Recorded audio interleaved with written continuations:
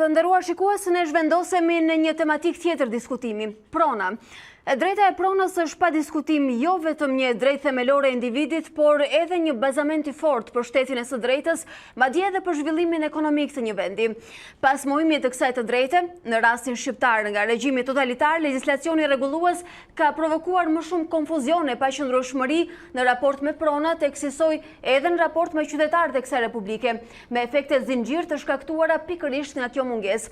Ndryshimet në arenën politike dhe vendosja e sistemit demokratik kanë krijuar premisat e kish pronarët e shpronësuar pa të drejtë në mundësinë e restitucionit të pronave të tyre. Kjo frymë pozitive u vure që në dispozitat e para kushtetuese, të cilat në fakt garantonin mbrojtje të barabartë edhe me ligj të gjitha ligjeve dhe llojeve të pronave. Ndërkohë në vitin 1993 u miratuan ligjet e para për kthimin dhe për kompensimin e pronarëve dhe ish-pronarëve, thuajse pas 22 vitesh nga dalja e ligjit parë, ligji i ri tashmë ka si qëllim jo vetëm përmirësimin e procesit të kthimit edhe të kompensimit të pronave, por edhe dhënien fund të këtij procesi të gjatë, të lodhshëm, por edhe me kosto ekonomike për Shqipërinë. E këtë problematik delikate ne diskutojmë mëngjesin e sotëm me zonjën Ledina Mandijën, ish-avokate e Shtetit, e cila na bashkohet në këtë diskutim përmes transmetimit ton. Mirë se vini. Mirëmëngjesi. Zoja Mandija, kur vim tek pronat, duket se prekim plagën më të dhimbshme ose pjesën më delikate të shqiptarëve post-komunizëm e deri sot që ne flasim bashkë.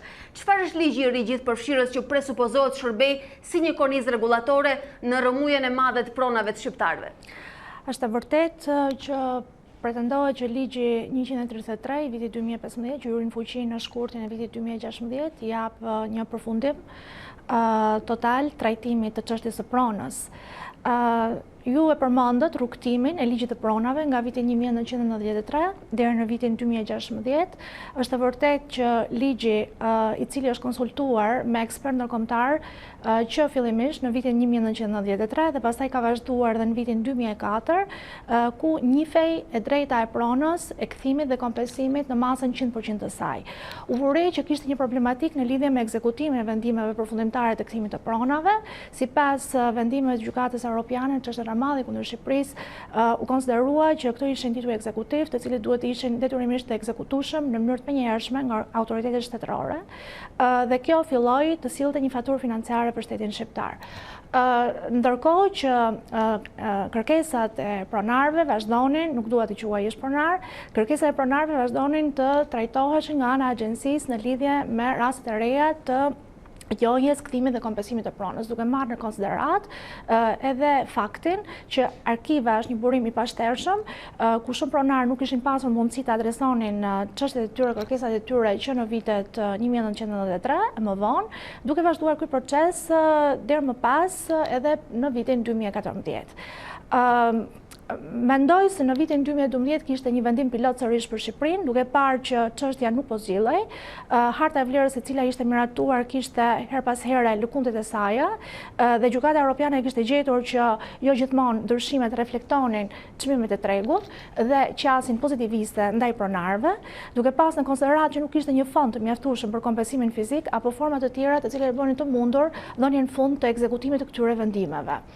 Duhet të them këtu në parantezë që në 181 kushtetutës i njifte të drejtën shtetit që një dhënien të drejtës së kthimit, kompensimit të pronës, pavarësisht se ky ishte një shpronësim i bërë nga regjimi komunist. Do të thotë që këto ishin vendime përfundimtare, të cilat nuk ishin të drejtë të rishikoheshin, po duhet të ekzekutoheshin. Dhe çfarë ndodhi? Ndodhi ajo që kishim një qasje të tillë ku shumë prej pronarëve adresonin çështjen në ATP, disa të tjerë adresonin drejt për drejt në Gjykatën Evropiane të Strasburgut, duke marrë në konsiderat që gjykata kushtetuese ishte një mjet jo efektiv, dhe ndërkohë që qasja nuk ishte pozitiviste nga ana shtetit. Në rastin e Manushaj Puto kundër Shqipërisë, u kërkua nga ana e Komitetit Ministrave të Këshillit të Evropës që të kishte një faturë të saktë financiare, një hartë vlere e cila reflekton të çmimin e tregut, një numër total të plot të çështjeve të kthimit kompensimit të pronave. Ndërkohë, duhet ju them që deri në vitin 2013, në kohë që unë kam ushtruar funksionin e avokatit përgjithshëm shtetit, ka qenë e pamundur që të keshim një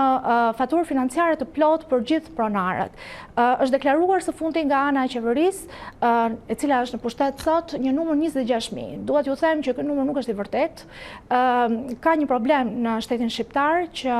shumë prej vendimeve të kthimit, kompensimit pronave janë ankimuar në rrugë gjyqësore dhe nuk ekziston mundësia e koordinimit të gjykatave me Agjencinë e Trajtimit të Pronës. Do të thotë që Agjencia e Trajtimit të Pronës gjithmonë ka deklaruar dhe ka relatuar në Komitetin e Ministrave një shifër në lidhje me vendimet administrative të cilat ajo mban, ndërkohë që e ka të pamundur që të nxjerrë rastet pozitiviste, do të thotë ankesat të cilat janë bërë ndaj vendimeve refuzuese dhe që janë kthyer në vendime pozitive për pronarët. Pra, kjo faturë mbetet e pasaktë, kam fjalën për faturën financiare. Kjo faturë është e pasaktë, çfarë ka ndodhur? Ka ndodhur që në një mënyrë jo realiste, qeveria ka dhënë një faturë 50 milion euro, ndërkohë 50 milion lek do të thotë që e cila do të ekzekutohet në 10 vjet. Dhe ndërkohë ka relatuar që nga 26.000 vendime 1.200 janë ekzekutuar tashmë. Do të thotë që në 4 vjet, nga viti 2016, kemi 1.200 vendime të ekzekutuara, ndërkohë që pjesa tjetër pritet të ekzekutohen në 6 vjet. Pra, është një faturë fiktive dhe kjo për shkak të proceseve gjyqësore në vimësi, të cilat nuk kanë një rezultate dhe nuk kanë marrë një kompensim. Të cilat nuk janë realiste dhe që asnjëherë shteti nuk ka arritur që të realizojë, domethënë, një koordinim me gjykatat për të dhënë faturën përfundimtare dhe për të dhënë numrin e çështjeve përfundimtare për të cilat kërkohet edhe kompensimi. Tjetra është që mundësia e kompensimit fizik është e pamundur. Qeveria nxori ligjin dhe tha që 50 milion lek cila do të ekzekutohen në 10 vjet, duke parashikuar edhe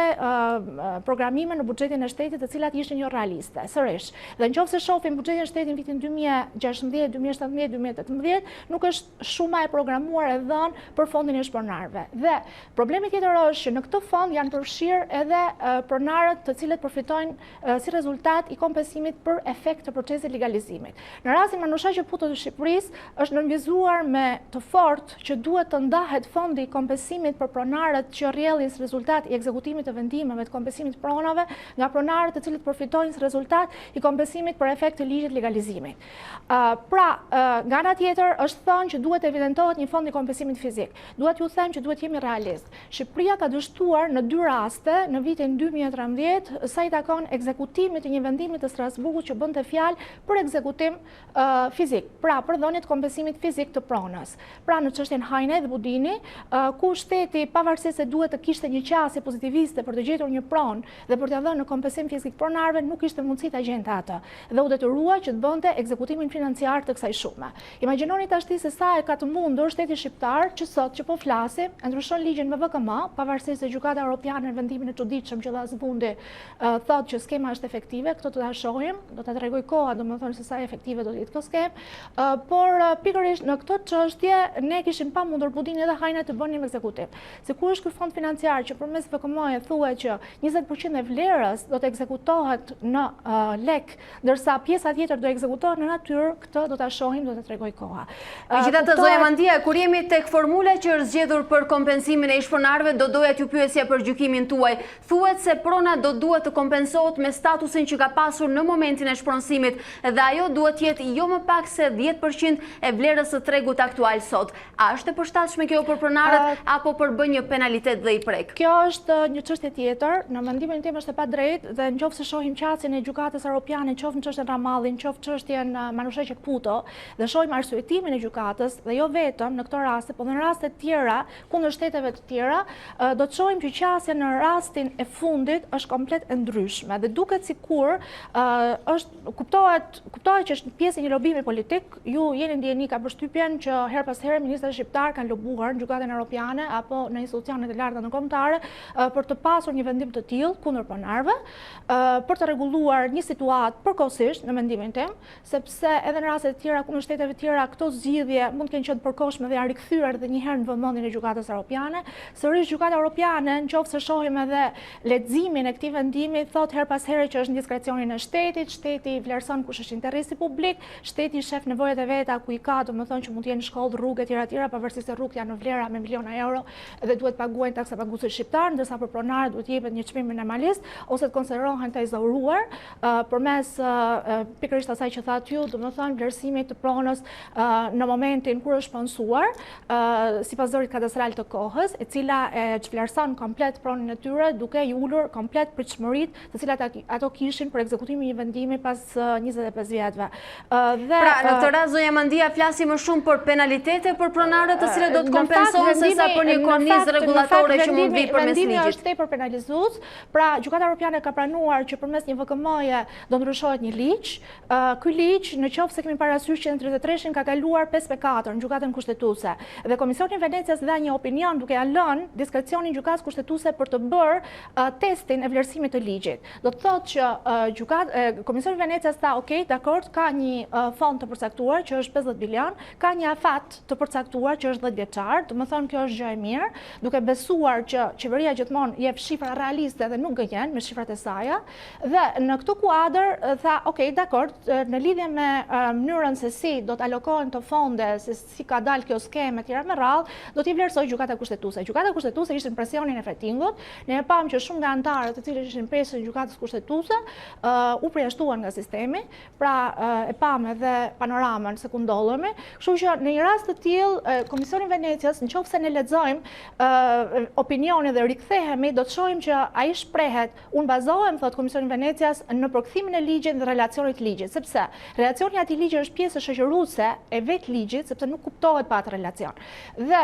në këto kushte duhet ju bëjmë dije se Gjykata Kushtetuese ka arritur të dërgojë në Komisionin e Venecias në atë kohë një relacion i cili ishte i falsifikuar. Do të thotë që në versionin anglisht janë futur 40 faqe të tjera, të cilat e bëjnë komplet të ndryshëm nga versioni zyrtar i cili ndodhet në faqen e parlamentit. Zonja Mandija, kjo do ta bënte automatikisht të pavlefshëm edhe konsulencën që na ka mbërritur nga Venecia, apo jo? Komisioni i Venecias e ka thënë këtë që çdo gabim i cili vjen, domethënë opinioni e dhënë nga ana ime bazohet në këtë relacion dhe në qoftë se ka ndonjë gabim ose keq kuptim, kjo vjen si rezultati i leximit gabuar të përkthimit të ligjit dhe të relacionit ligjit. Megjithatë, ju nuk po flisni as për një gabim, as për një keq kuptim, po për 40 faqe të tjera të cilat po thoni janë falsifikuara. Është falsifikim intelektual i cili është bërë nga ana organeve shtetërore sipas korrespondencave që bënte presidenti i Republikës së kohës, zoti Nishani, në atë kohë u vu me dije zyrtarisht nga Gjykata Kushtetuese që kjo gjë bëhej nga Avokatura e Shtetit. Dhe nëse ju futeni në faqen e Komisionit të Venecias, do të shihni që dokumentat të cilat janë të prodhuar aty në gjuhën angleze janë të ndryshme me versionin shqip, kanë një përmbajtje të ndryshme nga versioni shqip. Por duke u larguar nga kjo dhe duke vazhduar më tej, kuptohet që institucionet ndërkombëtare gjithmonë besojnë tek institucionet, nuk besojnë që institucionet mund të arrijnë deri aty sa të falsifikojnë dokumenta apo të prodhojnë dokumenta të tilla, apo të japin edhe dhëna të tilla të rreme. Atëherë në rastin konkret kemi një vendim Gjykatës Kushtetuese dhe më pas Komiteti i Ministrave duke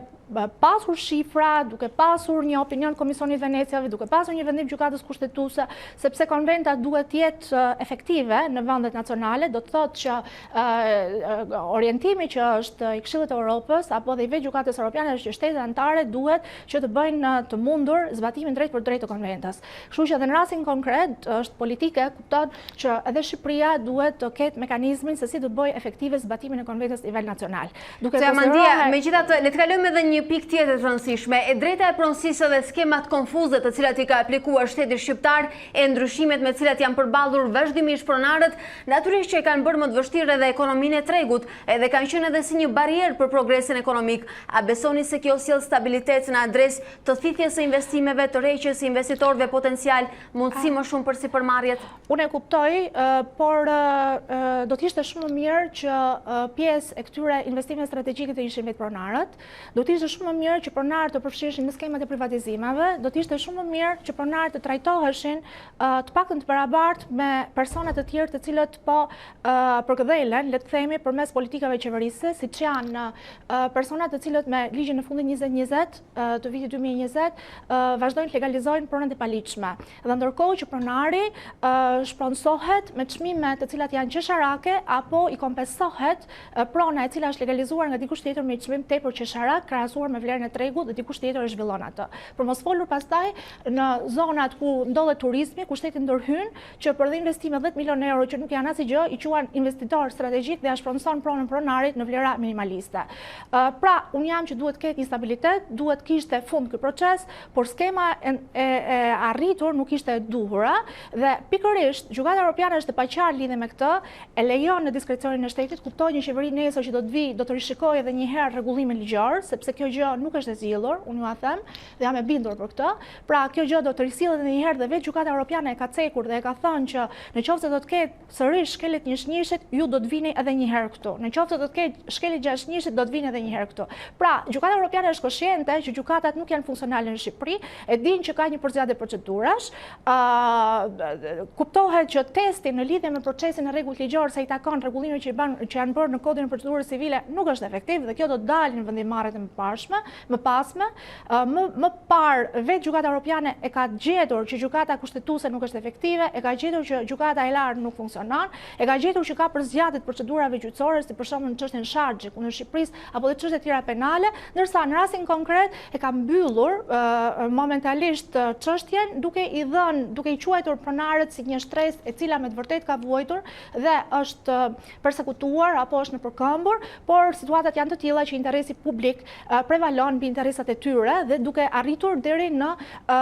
edhe rishikimin e vendimeve të tyre dhe duke arritur në kalkulimin e një vlere e cila shkon në 10%. Do të thotë që gjykata europiane është e bindur që mund të ketë edhe raste ku vlerësimi i pronës, mund t'ju them unë për shembull një pronar i cili ka marrë pronën në vitin 93, 5000 metra njohje, kthim e ka 2000 metra, 3000 metra kompensim dhe pret nga viti 2003 kompensimin. Ndërkohë sot i thotë je i zauruar sepse prona juaj ishte në laprak dhe në momentin e shpronësimit ishte tokë bujqësore, kishte një çmim e cila në total është më e vogël se sa prona që ke marrë në kthim, domethënë për 2 metër. Kështu që për 3000 metër ju nuk kompensoni dhe nuk merrni asgjë. Pra, kuptohet që kjo është një pritshmëri shumë e gjatë, 20 vjeçare, dhe për më tepër gjykata europiane vendosin lidhje me papranëshmërinë dhe duke vendosur për papranëshmërinë, një gjetje kjo jo e fisme, domethënë djallëzore mendimin tim, nuk e di është si rezultat i lobimit politikës. Ne kemi parë edhe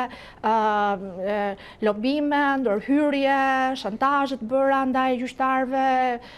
udhëtimet ministrave të her pas hershëm, nuk e di ndoshta lobime edhe më të fshehta se kaq, të cilat nuk kanë qenë publike për të mundësuar një vendimarrje të tillë, sepse papranueshmëria çon diçka tjetër, që gjykata